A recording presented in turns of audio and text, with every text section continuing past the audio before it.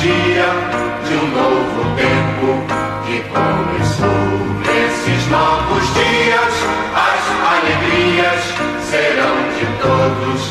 É só querer. Todos nossos sonhos serão verdade. O futuro já começou. Hoje a festa é sua, hoje a festa é nossa. É de quem quiser, quem vier. A festa é sua, hoje a festa é nossa. É de quem quiser, quem vier. A festa é sua, hoje a festa é nossa. É de quem quiser, quem vier. A festa é sua, hoje a festa é nossa. É de quem quiser, quem vier. A festa é sua, hoje a festa é nossa. É de quem quiser, quem vier. Hoje é um novo dia de um novo tempo que começou.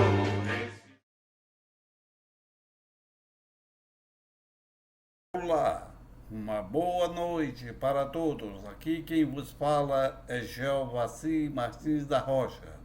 Estou de volta com mais um vídeo através do canal Social Cristão. Hoje é quinta-feira, dia 13 de outubro de 2022. Já passaram 288 dias da contagem regressiva. Faltam 16 dias para a eleição no segundo turno e 77 dias para o cara da Casa de Vidro deixar em definitivo o Palácio do Planalto. Dê o like ou dislike se ainda não fez. A sua inscrição no canal, faça agora e veja se o sininho está acionado. E aperte em todas para receber notificações dos vídeos. Fazendo assim, você estará me ajudando a combater o obscurantismo, a mentira, a hipocrisia desse desgoverno e dos líderes evangélicos que estão apoiando e levando seus fiéis a apoiar alguns com fanatismo religioso, introduzindo o cristofascismo nas suas igrejas. 7 de dezembro de 1989. O país mal acabava de sair de uma ditadura que durou mais de 2 décadas e ensaiava os primeiros passos para a retomada da democracia. Já se vão 30 anos da ata marcada pela manipulação da primeira eleição direta para presidente pós-ditadura. Em 1989, a internet como conhecemos hoje não existia e tão poucos brasileiros sabiam que era fake news.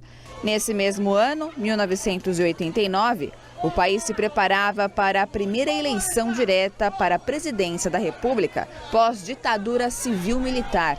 De um lado estava o ex-presidente Lula, representando o Partido dos Trabalhadores. E do outro, Fernando Collor de Mello, do Partido da Reconstrução Nacional, uma aposta do neoliberalismo. Foram 2 debates transmitidos por um pool de emissoras. Qualquer entendimento parte do princípio de que precisamos recuperar o poder aquisitivo da classe trabalhadora, ou seja, recuperar o salário que a classe trabalhadora teve arrochado nesses últimos anos. A partir daí, é convencer a classe empresarial de que eles precisam deixar de ganhar as fortunas que estão ganhando hoje. Tudo transcorria dentro de uma normalidade prevista. Porém, no dia seguinte, após o segundo debate no Jornal Nacional, a Rede Globo apresentou uma edição que favorecia claramente Fernando Collor de Mello, tanto na seleção dos momentos como no tempo dado a cada candidato. Collor teve 1 minuto e meio a mais do que Lula.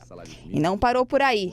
Lula também foi alvo de ataques pessoais em matérias maldosamente editadas. Outra armação aconteceu um dia antes da votação. Um grupo de chilenos que havia sequestrado o empresário Abílio Diniz foi obrigado pela polícia a utilizar uma camiseta com o símbolo do PT. E ainda tem mais. José Bonifácio de Oliveira, sobrinho, o Boni, que era vice-presidente da Rede Globo, esperou um processo criminal movido pelo Partido dos Trabalhadores contra a emissora Prescrever para admitir a manipulação e edição do Jornal Nacional, favorecendo Fernando Collor de Mello. E não foram só essas as farsas levantadas contra o ex-presidente Lula. Como todos nós sabemos que Jair Bolsonaro só foi eleito por meio de farsas e mentiras, bem como a primeira foi o lawfare levantado contra Lula pelo ex-juiz parcial Sérgio Moro e Dallagnol, chefe da Lava Jato de Curitiba, em conluio com o Departamento de Justiça americano, que já estavam de olho no pré-sal, e os acionistas da Petrobras de olho em altos lucros.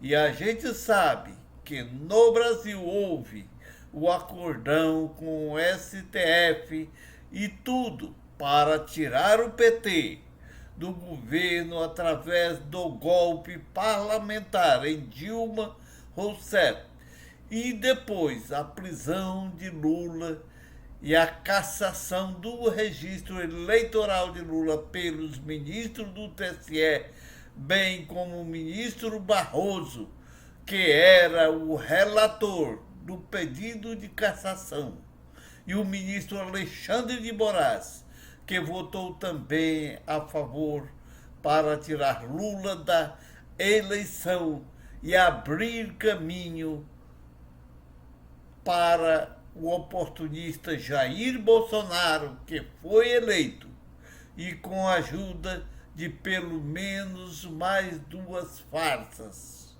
A segunda, disparo de fake news pelo WhatsApp, financiado pelos grandes empresários inescrupulosos que contrataram a mesma firma que fez disparo de fake news para a campanha de Donald Trump nos Estados Unidos, que o elegeu. Disparos que foi denunciado, investigado e julgado a chapa Bolsonaro-Mourão e comprovado que houve disparo de fake news, porém o TSE rejeitou a cassação da chapa por unanimidade, mesmo comprovada os disparos de fake news. O ministro Alexandre de Moraes, que era o relator do processo, chegou a dizer que se na eleição de 2022 cometerem os mesmos erros, ou seja, fazer fake news, seria cassado o registro e preso. Veja o vídeo 02.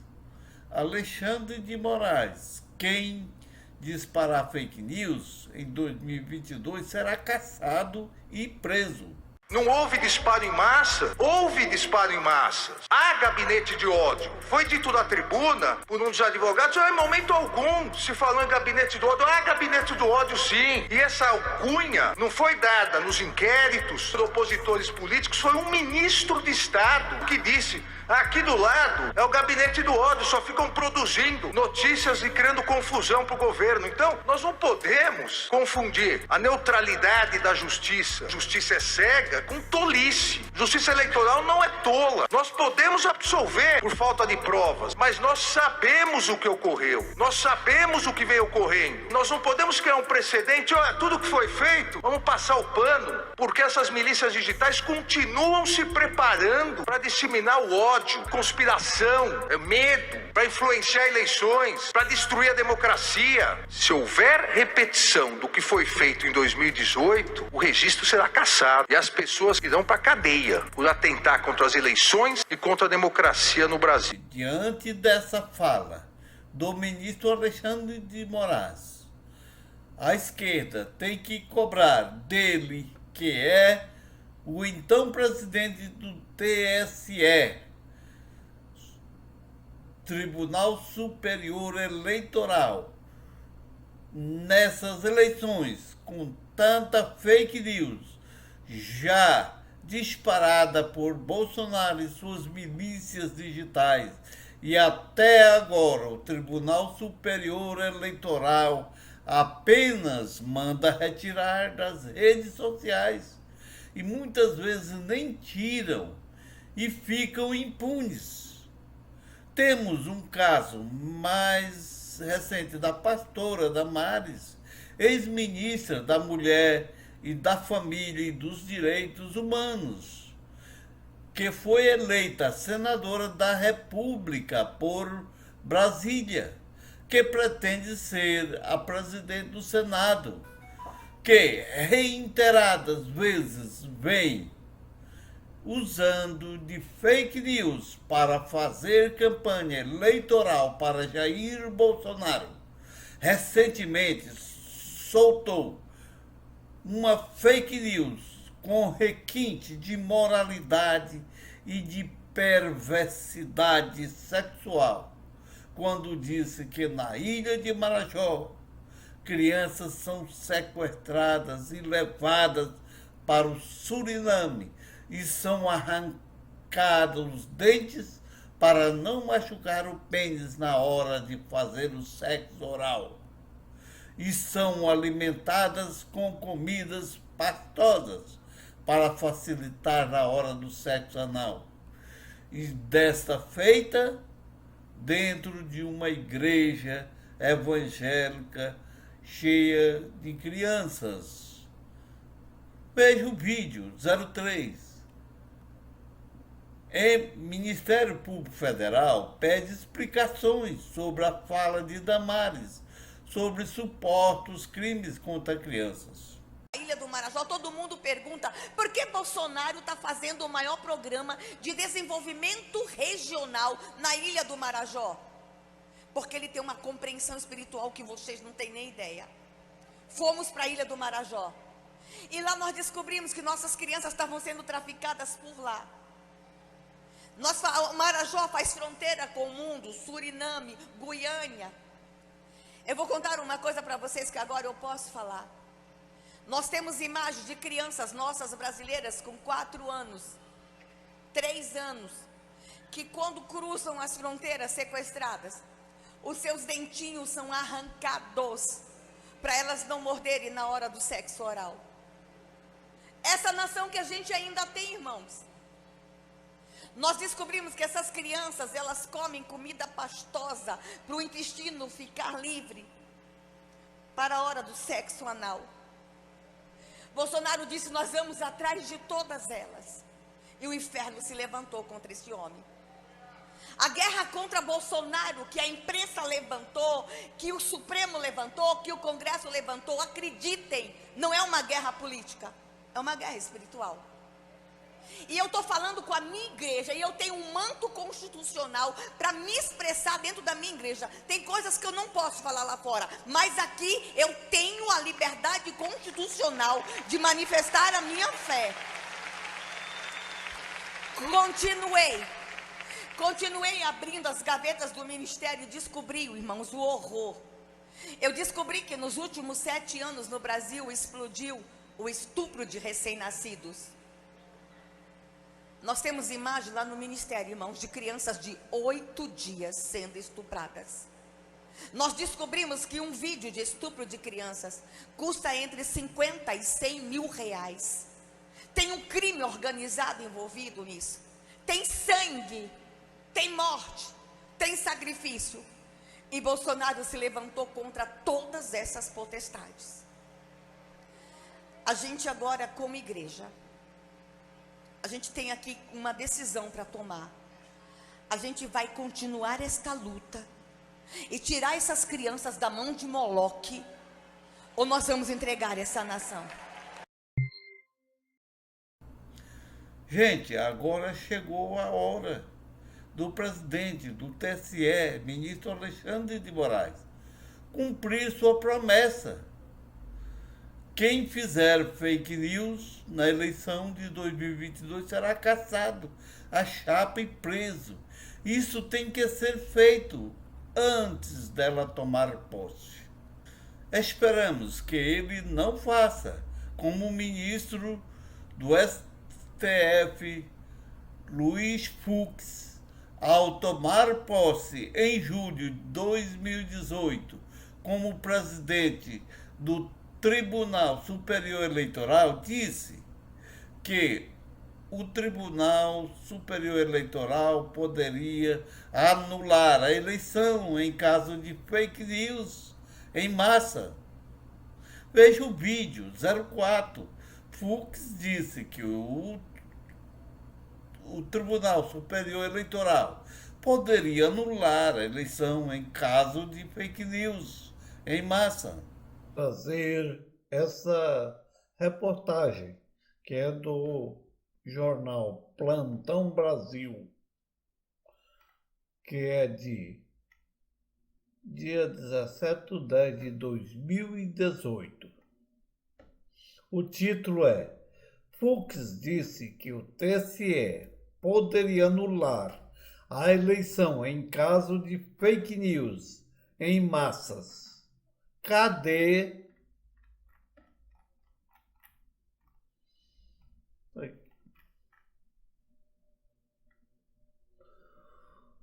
A grande fake news deste ano é o combate às fake news prometido pelo ex-presidente do TSE, Luiz Fux.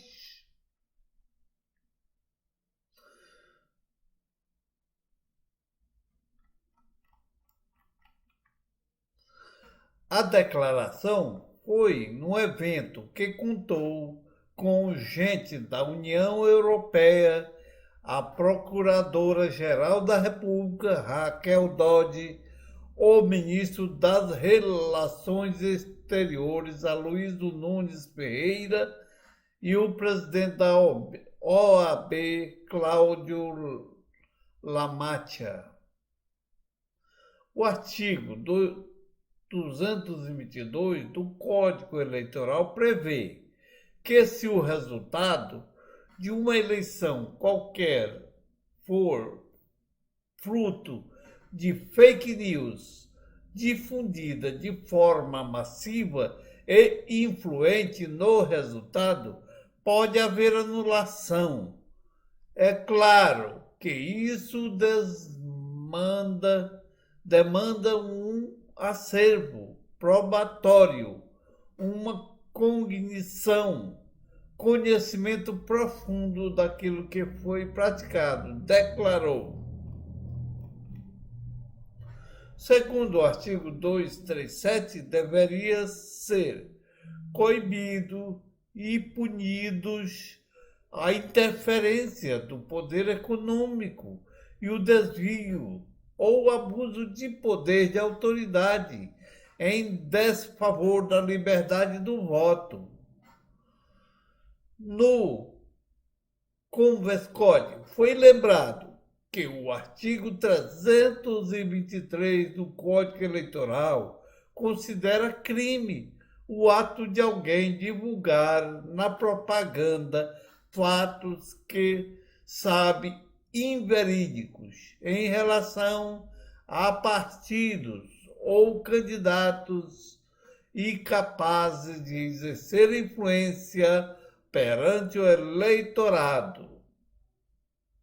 A pena é detenção de até 1 ano, além de multa. 2. A segunda farsa de Jair Bolsonaro, que o levou a ganhar a eleição contra Fernando Haddad em 2018, foi a fake facada, que supostamente foi deferida pelo evangélico fanático e defensor das pautas pseudo-conservadoras que Bolsonaro se diz defender. Isto é, segundo entrevista dada pelo sobrinho de Adélio Bispo a um repórter do documentário de Joaquim de Carvalho, que disse que havia levado seu tio Adélio Bispo à sua igreja na escola dominical, onde ele pregou, defendendo as pautas como contra casamento gay e outras que Bolsonaro se diz defender ou ser contra. Segundo o documentário de Joaquim de Carvalho, o Facebook de Adélio foi modificado depois do encontro que Adélio, bispo, teve com Carlos Bolsonaro no Clube de Tiros, em Santa Catarina, que passou a apostar contra Bolsonaro. Não vou adentrar muito nesse caso, porém, o que acho é que estamos diante de mais uma manobra eleitoral de Bolsonaro. E hoje, assim como usou Adélio Bispo, um fanático religioso menos inteligente, e agora usa outros que são pastores, talvez mais inteligentes e oportunistas e gananciosos por dinheiro e poder, como essa pastora Damares, que já passou dos limites.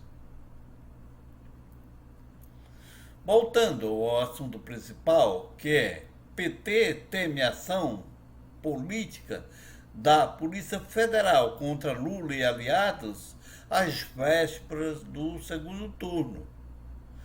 Diante de todas as farsas que mostrei contra o PT, Lula agora estamos no segundo turno das eleições de 2022 e em que o ex-presidente Lula está na frente nas pesquisas e com possibilidade de ganhar. A tendência é ser intensificados os ataques. É necessário que as autoridades e a esquerda fiquem atenta. Gente, evidentemente que Jair Bolsonaro, se caso venha ser derrotado nas urnas, ele não irá aceitar pacificamente.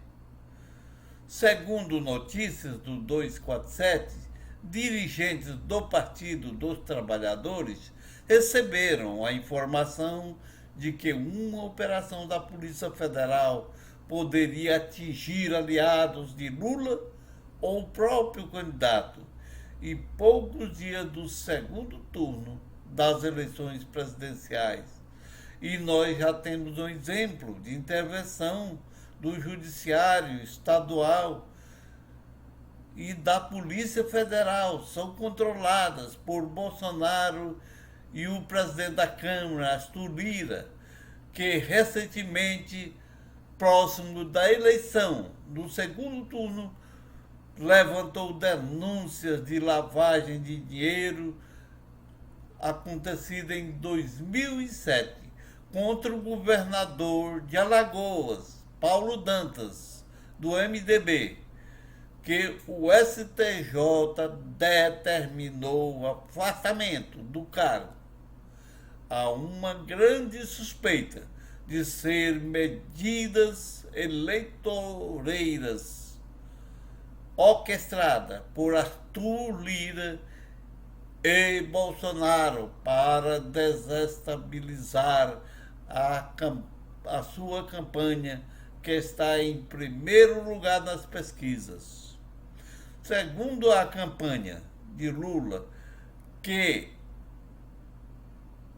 escreve: recebemos informações que setores do Estado aparelhado pelo bolsonarismo estariam buscando forjar fatos que justifiquem operações bizarras contra nosso campo democrático, afirma o ex-prefeito de São Bernardo, Luiz Marinho. Segundo a jornalista Mônica Bergamo, colunista da Folha de São Paulo, Marinho é coordenador da campanha de Fernando Haddad, PT, e ao governo do estado de São Paulo, e integra também a campanha de Lula. Marinho afirma que o partido já estuda medidas judiciais para evitar essa violência contra a democracia. Até o próximo vídeo.